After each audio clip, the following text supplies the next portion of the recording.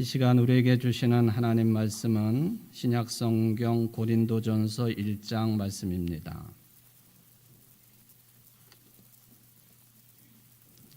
고린도전서 1장 4절부터 9절까지 말씀을 봉독해 드리겠습니다.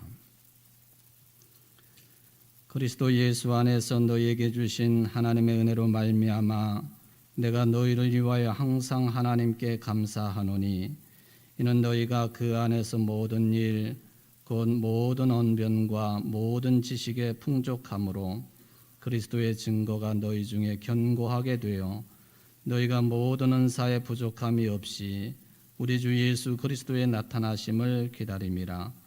주께서 너희를 우리 주 예수 그리스도의 날에 책망할 것이 없는 자로 끝까지 견고하게 하시리라.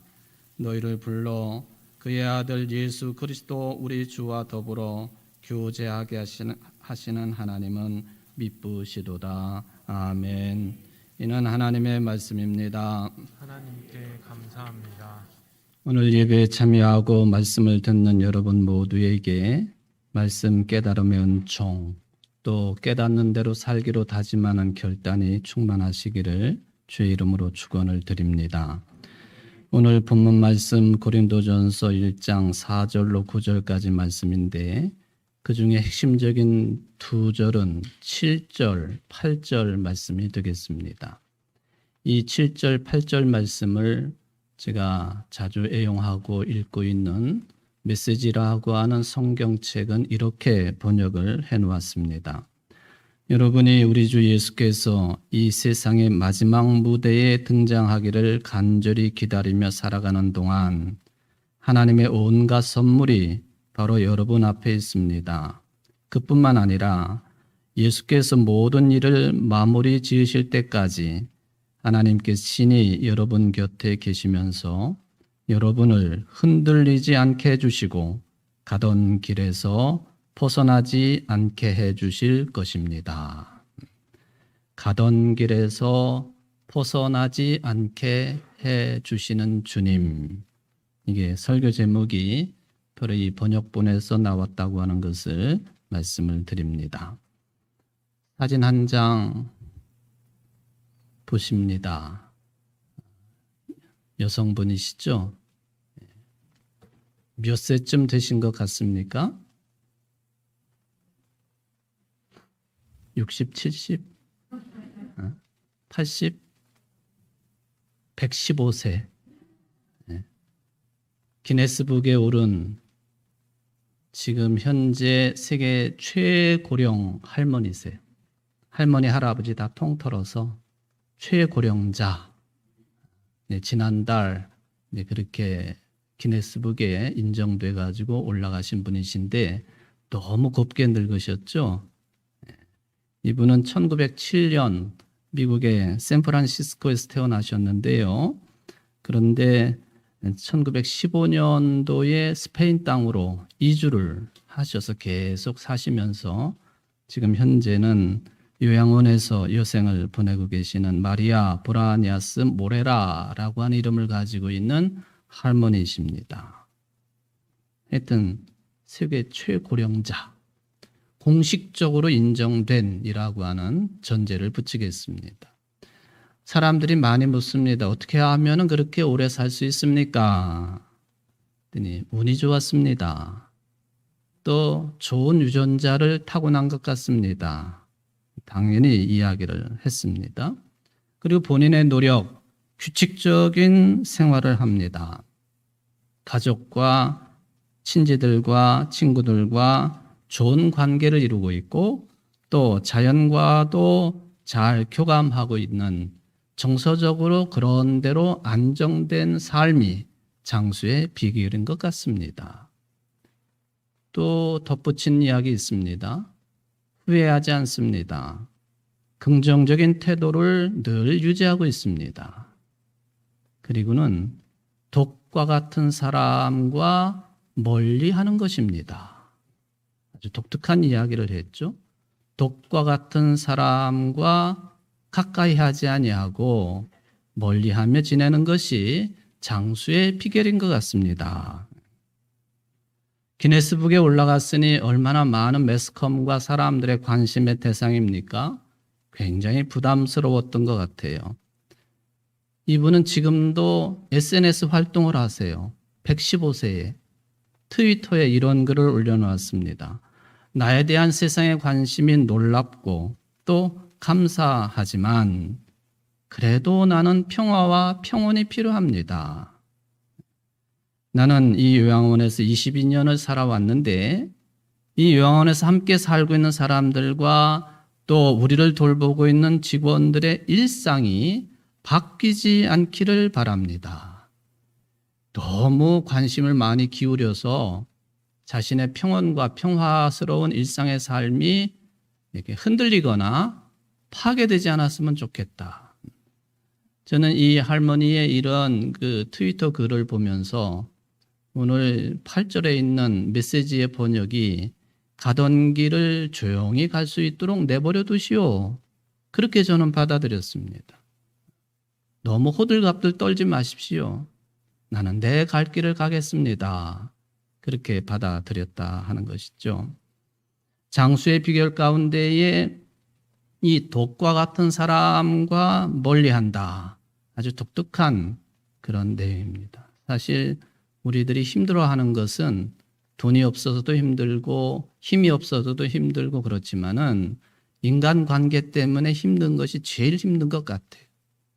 그러니까 나에게 독기를 뿜어내는 그런 사람들과 멀리 지내는 것도 이게 평온하게 지내는 것이고 평온과 평화는 장수와 직결되는 부분이다라고 볼 수 있겠습니다. 나 지금까지 살아온 대로 내버려 두십시오. 가던 길을 가게 해 주십시오. 그런 요청이 아주 특이합니다.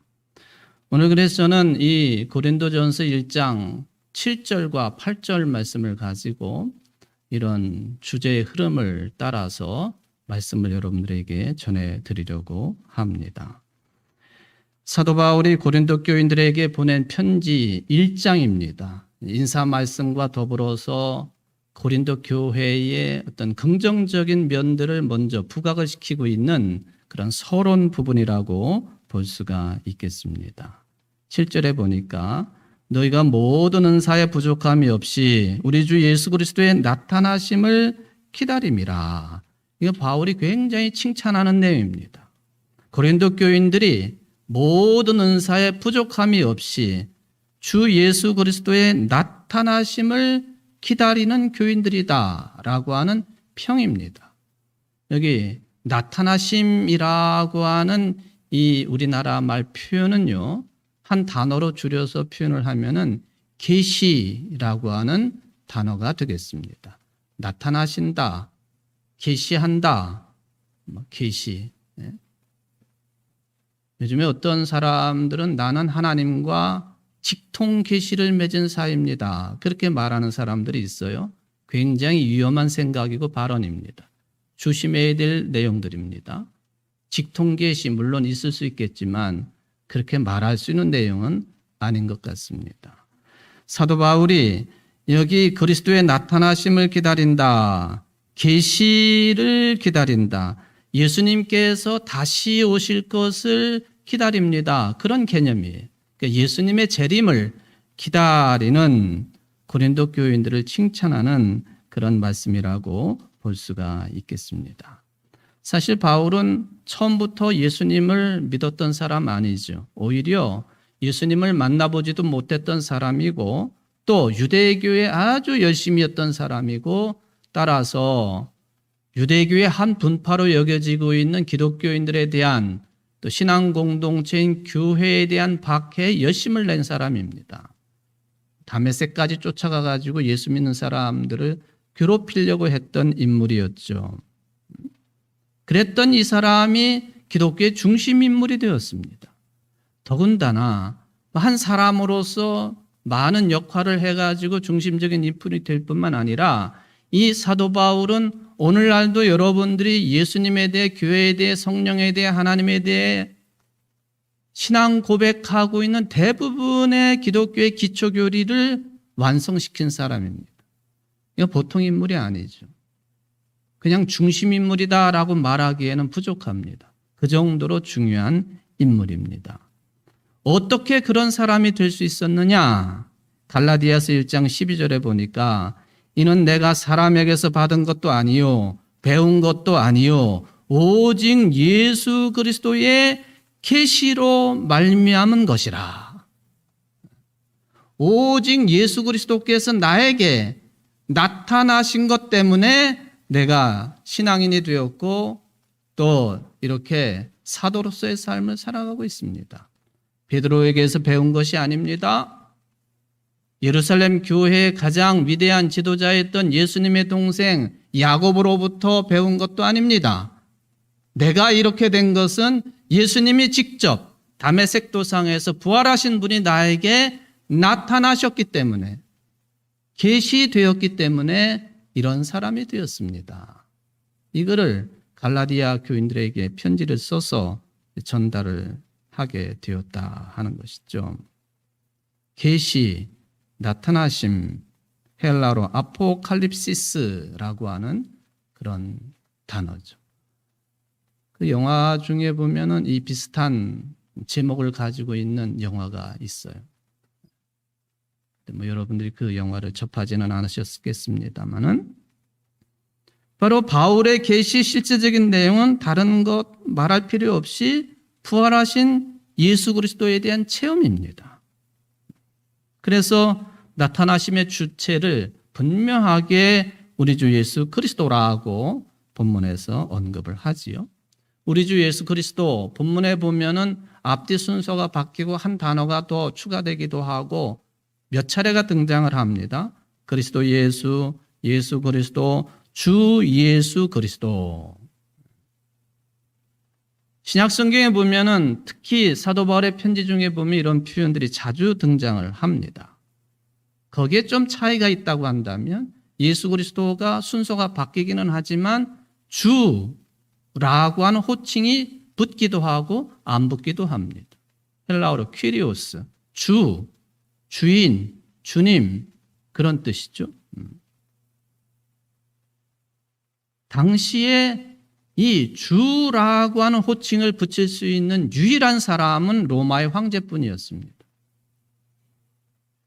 로마의 황제를 주인으로, 주님으로, 주로, 큐리오스로 부르는 이유는 그가 사람들의 생사 여탈권을 쥐고 있기 때문에 그랬던 거죠. 죽일 수도 있고 살릴 수도 있는 인물이었습니다. 이렇게 하면 죽이는 거고 이렇게 하면 살리는 거죠. 당시에 표식 아닙니까 이게? 마태복음 16장 유명한 말씀인데 예수님께서 가이사랴 빌립보라고 하는 황제를 위해서 세워놓은 계획도시를 배경으로 삼고 제자들에게 두 번째 질문하십니다. 너희는 나를 누구라 하느냐? 주는 그리스도시요 살아계신 하나님의 아들이십니다. 베드로가 답변했지요. 얼마나 귀중한 답변인지 예수님이 약속하시기를 그 고백 위에, 그 신앙 고백 위에 내 교회를 세우리라. 여러분, 교회는 사람이 바탕이 되는 게 아니라 예수님에 대한 신앙 고백이 교회의 근간입니다. 뿌리예요. 주는 그리스도시요 살아계신 하나님의 아들이십니다. 바로 예수님을 주님이라고 불렀어요. 당시에 로마 황제에게만 주님이라고 불러야 되는데 저 갈릴리에서 가난한 사람들을 몰고 다니고 저 나사렛 사람, 무시당하는 나사렛 출신 이 예수님에게 그리스도 주님이라고 불렀으니 유대교 지도자들이 핍박을 합니다. 로마의 권력자들이 핍박을 하고 예의주시를 합니다. 따라서 예수님이 그것 때문에 십자가에 달려 죽으신 거죠. 초대교회 교인들이 그것을 고백하면서 찬송 부르고 웃으면서 순교를 당하기도 합니다. 아무리 핍박을 해도 그럼에도 불구하고 초대교회는 예수님을 이렇게 나타나신, 계시되어진, 살아계신 분으로 신앙 고백하며 교회 공동체를 이루게 되었다. 이게 이제 고린도 교회도 그랬다라고 하는 것을 말씀을 드릴 수가 있겠습니다. 예수님이 나타나실 것을 소망한다. 예수님이 재림하실 것을 희망으로 삼는다. 이게 어떤 의미일까? 좀 더 손에 잡힐 만한 그런 해석은 없을까? 이런 거죠. 재림의 의미가 뭘까요? 예수님이 다시 오셔서 심판주로 오시고 살아있는 자나 죽은 자를 판단하신다라고 할 때 예수님은 다시 오셔서 생명을 완성시키실 분이시다. 그런 뜻이에요. 영원한 생명을 완성시키실 분. 영원한 나라라고 표현해도 되겠죠. 이렇듯이 다시 오셔서 생명을 완성시킬 그 예수님을 갈망하면서 현실 속에 살고 있지만은 도를 구하면서 살아가는 게 그리스도인들이에요. 여러분들이라는 거죠. 물론 흔들릴 때가 많아요. 내 힘으로 불가능하다는 거 깨달을 때도 많습니다. 개인적으로 보면 그렇다는 거예요. 그래서 꼭 필요한 신앙 공동체가 교회예요. 주는 그리스도시요 살아계신 하나님의 아들이시고 거기로부터 오셔서 산자와 죽은 자로 심판하실 예수님의 재림을 기다리며 꾸려진 공동체가 교회라는 거예요. 혼자서는 안 되는 거예요. 교회 공동체에 왜 나와야 되느냐? 예배를 왜 드려야 되느냐? 교회 공동체를 중심으로 왜 신앙의 삶을 영위해야 되고 힘을 얻어야 되느냐? 그 이유 때문에 그렇습니다. 개인이 감당하기 어려운 상황을 함께 헤쳐나가는데 결정적인 힘이 교회에서 나오는 겁니다. 요즘에 코로나 기간이기 때문에 교회 출석 안 하시는 분들, 물론 온라인으로 예배를 드리시겠지만 또 한국의 교회가 요즘에 비난의 대상이라 신앙은 가지고 있지만 교회 출석을 안 해요. 그런 사람들을 가나안 교인이라. 왜 가나안이라고 붙였느냐? 거꾸로 말하면 안 나가 교회, 안 나가는 교인. 그래서 가나안 교인이라고 부르지 않습니까? 이해는 돼요. 오죽했으면 가나안 교인이 되었을까? 그러나 동의할 수는 없습니다. 교회 공동체가 그만큼 중요하다는 거죠. 바울의 편지를 받고 있는 고린도 교회 구성원들은 이 공동체 안에 서로 힘이 되었습니다. 언변과 지식이 풍족해졌고 그리스도를 증언한 일이 견고하게 되었고 모든 은사에 부족함이 없는 고린도 교인들이 되었다 했습니다. 그러므로 이런 공동체를 이룸으로써 신앙의 깊은 뿌리를 내리고 생명이 완성되는 순간까지 흔들리지 않아야 된다. 주께서 너희를 우리 주 예수 그리스도의 날에 책망할 것이 없는 자로 끝까지 견고하게 하시리라. 가던 길에서 벗어나지 않게 해주실 주님과 동행하는 삶에 멈춤이 있어서는 안 된다. 또 끊어짐이 생겨서도 안 된다. 곁길로 나가서도 안 된다. 저는 청주제일교회 담임 목사로서 감히 선언합니다. 적어도 청주제일교회는 고린도 교인들이 사도 바울로부터 그런 칭찬을 받은 것처럼요. 바람직한 교회라고 저는 믿고 있습니다. 여러분들도 그렇죠? 수많은 교회들이 있지만 균형 잡힌 교회의 삶을 그래도 안내해주고 있는 청주제일교회. 여기서 곁길로 나가서는 안 된다는 거예요. 여러분들이 지금까지 지내온 신앙의 길, 인생의 길 잘 하신 거예요. 앞으로도 그렇게 가셔야 돼요. 이 가던 길에서 벗어나지 않게 해달라고 주님께 간구해야 되는 거예요. 바울 서신에 보면 수많은 인물들이 등장합니다. 그 중에 설교 주제와 관련되어 가지고 한 인물만 말씀드립니다. 이름이 데마입니다. 데마. 디모데후서 4장 9절로 11절에 보면 이런 말씀이 있습니다. 너는 어서 속히 내게로 오라. 데마는 이 세상을 사랑하여 나를 버리고 데살로니가로 갔고, 그레스게는 갈라디아로, 디도는 달마디아로 갔고, 누가만 나와 함께 있느니라. 내가 올 때 마가를 데리고 오라. 그가 나의 일에 유익하니라. 이 디모데후서를 쓸 즈음에 바울은 감옥에 있었습니다. 로마의 감옥. 그때의 통치자는 대부분의 신학자들이 네로 황제였다고 이야기를 합니다. 기독교인들이 로마 시내에 불을 내가지고 이렇게 됐다 해가지고는 기독교인들을 본격적으로 박해했던 네로.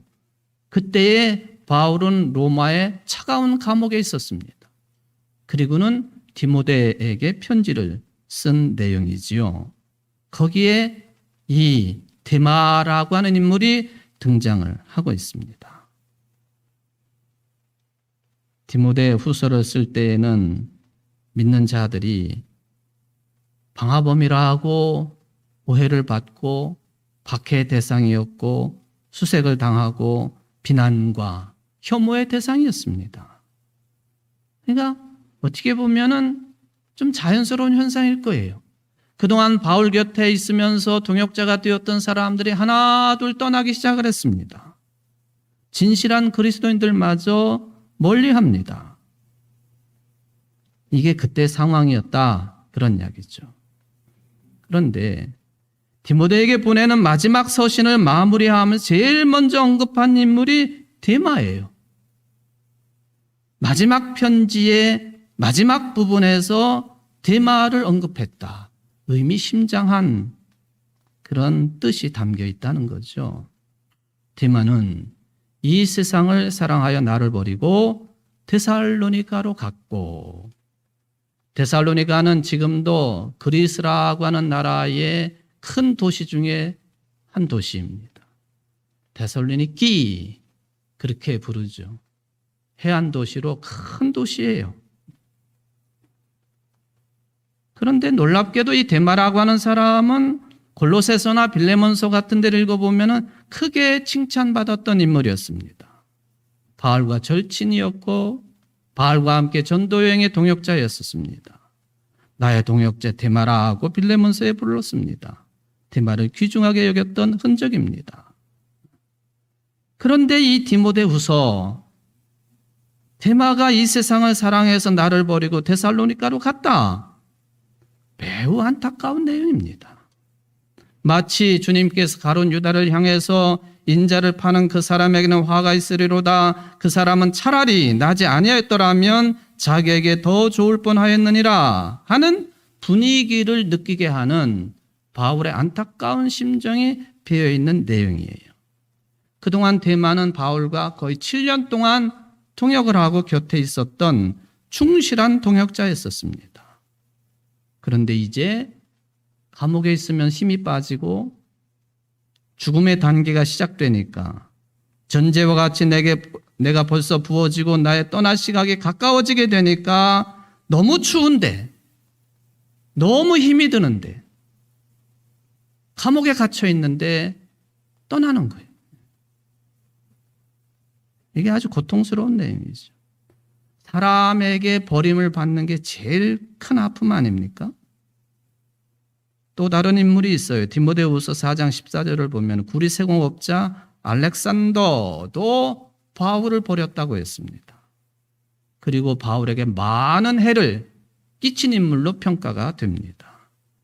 그가 어떤 구체적인 해를 끼쳤는지 성경에 나와 있지는 않습니다. 아마도 네로 황제가 교회를 말살하려고 하는데 아마도 네로 황제나 고위공직자들에게 바울과 교회에 대한 불리한 증언을 했을 것이다.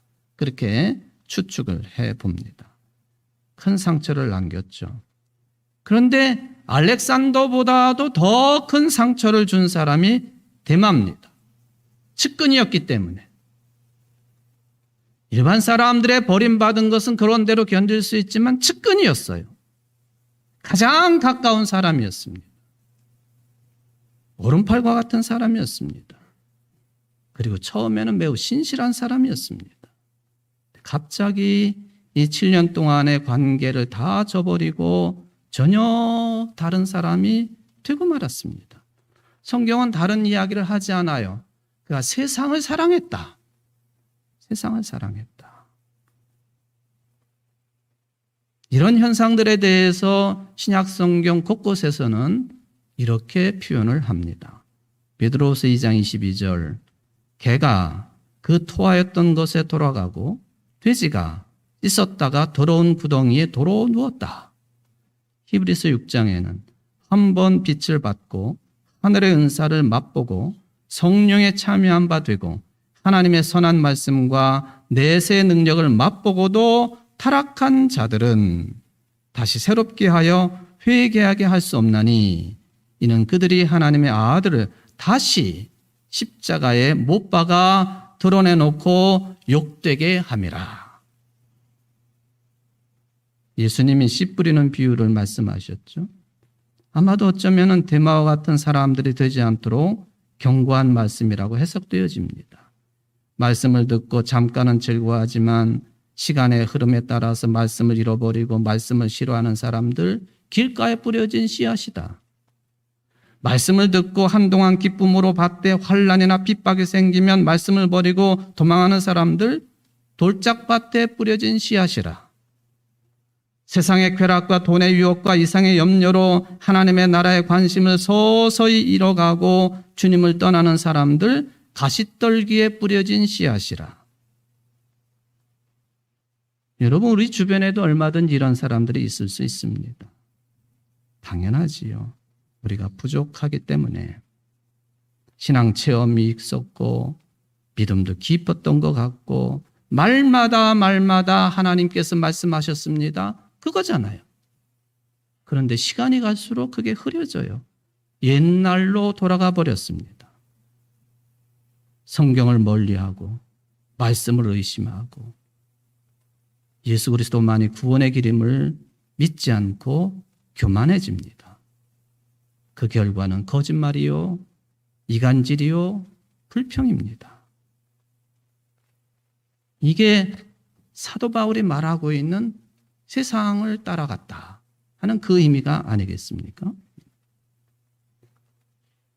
데마를 유혹했던 세상, 원본에 보면은 세상을 아이온이라고 하는 단어를 사용합니다. 아이온, 에이지, 세대라는 뜻이에요. 그러므로 데마가 세상을 사랑했다 하는 정확한 뜻은 그 세대를 사랑했다 뜻입니다. 유명한 로마서 12장 1절을 보면은 너희는 이 세대를 본받지 말고 할 때 이 세대가 아이온, 에이지 그 말이에요. 그러니까 세대를 본받는 것, 아이온 똑같은 말이죠. 초대교회 유명한 교부인 어거스틴은요, 그의 신국론에서 이 아이온은 세상을 이끌고 나가는 시대 정신이라고 설명을 해놓았습니다. 말하자면 데마가 세상을 사랑했다고 하는 말은 그 시대의 욕심 많은 정신을 쫓아간 것이라. 하나님을 사랑하기보다는 자기 자신을 더 사랑한 것이라. 요한일서 2장 15절 이하의 말씀처럼 육신의 정욕과 안목의 정욕과 이생의 자랑을 추구하며 살았다. 그런 개념이 되겠습니다. 이런 현상은 저한테도 있을 수도 있고 여러분들도 마찬가지입니다. 저와 여러분들 속에도 세상을 사랑하는 데마가 얼마든지 자리할 수 있습니다. 조심해야 되는 것이죠. 특별히 고난의 때, 힘들 때 세상을 좇는 현상들은 더 많이 벌어지게 되어 있습니다. 사도 바울은 그런 세상에 살고 있는 고린도 교인들에게 그러지 말라. 가던 길을 계속 가거라. 항상 그렇게 유지해라. 고린도서 15장 59절에 보면 그러므로 내 사랑하는 형제들아 진실하며 흔들리지 말고 항상 주의 일에 더욱 힘쓰는 자들이 되라. 이는 너희 수고가 주 안에서 헛되지 않은 줄 알미라. 항상 늘 그렇게 하듯이 지금까지 잘해온 것처럼 지금까지 지내온 것 주의 은혜로 지내왔는데 앞으로도 주의 은혜로 지내거라. 네 생각대로 하지 말아라. 자기 주장하지 말아라 하는 개념으로 받아들일 수가 있겠습니다. 사랑하는 성도 여러분, 오늘 주시는 말씀에 의지해서 잘 살아가시기를 바랍니다. 주님께서 여러분이 가는 길에서 벗어나지 않도록 하늘의 힘과 능력을 충만하게 허락해 주실 것입니다. 기도하십시다. 은총의 하나님 감사드립니다. 우리는 부족해서 늘 곁눈질하고 또 잘 살아왔는데 신앙의 삶을, 교회 공동체의 삶을 잘 지내왔는데 곁길로 가기 쉬운 연약한 존재들입니다. 주님, 성령님이시여 우리를 지켜주시고 가던 길을 잘 가다가 주님 나타나실 때에 칭찬받을 수 있는 2달란트, 5달란트 종들이 다 될 수 있도록 축복하여 주옵소서. 예수님의 이름으로 기도하옵나이다. 아멘.